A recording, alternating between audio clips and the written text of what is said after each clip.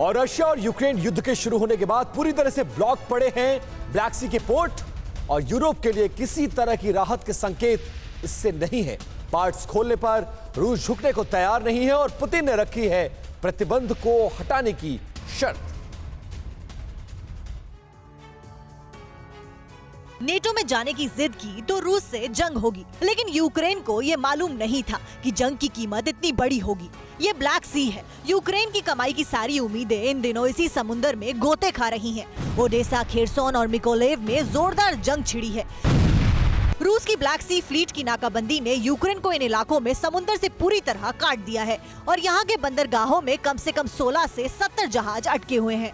नतीजा ये है कि यूक्रेन का तेल और अनाज गोदामों में पड़ा हुआ है। एक्सपोर्ट पूरी तरह ठप है और यूक्रेन को लाखों डॉलर का नुकसान हो रहा है। यूक्रेन गेहूं, मक्का और सूरजमुखी के तेल के सबसे बड़े उत्पादकों और निर्यातकों में शामिल है।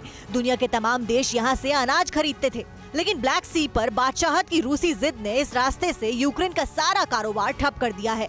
एक्सपर्ट्स का कहना है कि फिलहाल भले ही नुकसान यूक्रेन का नजर आ रहा है, लेकिन इसकी कीमत दुनिया को अदा करनी होगी, क्योंकि आने वाले दिनों में यूरोप के साथ साथ पूरी दुनिया को अनाज के भारी संकट का सामना करना पड़ सकता है। यूक्रेन युद्ध के बीच जारी है नाटो का युद्धाभ्यास। पोलैंड में नाटो फौज कर रही है वॉर ड्रिल। बख्तरबंद गाड़ी में सवार नाटो टीम ने हमला बोला।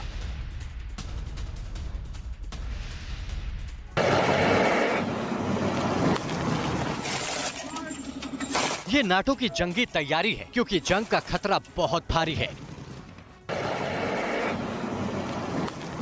बख्तरबंद गाड़ी में सवार ये नाटो की टीम है जो पोलैंड में युद्ध का अभ्यास कर रही है। नाटो की फौज ने दुश्मन के एक ठिकाने पर धावा बोला और गोलियों की बौछार शुरू कर दी। बमों से हमला किया गया और दुश्मन को पूरी तरह से तबाह कर दिया गया। यूक्रेन पर रूसी हमले के बीच पोलैंड में नाटो की फौज लंबे समय से वॉर ड्रिल कर रही है। वैसे तो नाटो के हर सदस्य देश में समय समय पर इस तरह का युद्धाभ्यास चलता ही रहता है, लेकिन इस बार बात जरा खास है। इस बार के युद्धाभ्यास को रूस का हमला होने पर खतरे से निपटने की तैयारी के तौर पर देखा जा रहा है। दरअसल हर गुजरते दिन के साथ और भी बारूदी होती जा रही रूस और यूक्रेन की लड़ाई बड़े खतरे की तरफ इशारा कर रही है। डर है कि जंग का दायरा बढ़ न जाए। रूस के निशाने माने जा रहे यूक्रेन के पड़ोसी पोलैंड को इस बात का खतरा सबसे ज्यादा है। ये वॉर ड्रिल इसी का नतीजा मानी जा रही है।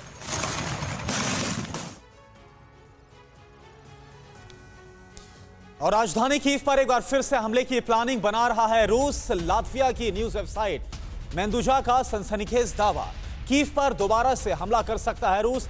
न्यूज वेबसाइट मेंदुजा की तरफ से दावा है कीव में यूक्रेन के पलटवार से पीछे हट गई थी रूसी फौज।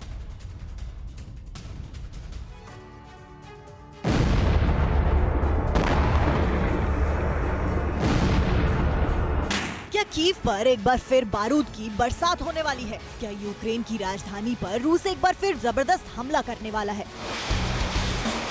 रूस की सेना का पूरा ध्यान भले ही अभी सिर्फ डोनबास पर है, लेकिन उसकी टेढ़ी नजरें यूक्रेन की राजधानी कीव पर टिकी हैं। लातविया की न्यूज वेबसाइट मेदूजा ने दावा किया है कि रूस एक बार फिर कीव पर हमले की योजना बना रहा है।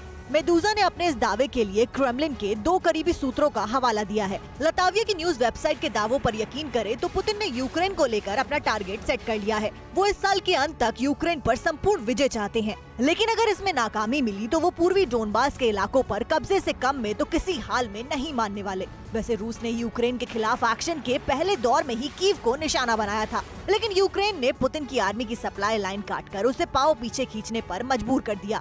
यूक्रेन के ज्यादातर भीतरी इलाकों में भी रूसी आर्मी को ऐसे ही हालातों का सामना करना पड़ रहा है। इसके बाद रूस ने अपना पूरा फोकस डोनबास पर शिफ्ट किया, जहां वो फिलहाल काफी मजबूत स्थिति में नजर आ रही है। परवाह देश की, सोमवार से शुक्रवार रात 10 बजे TV9 भारतवर्ष पर।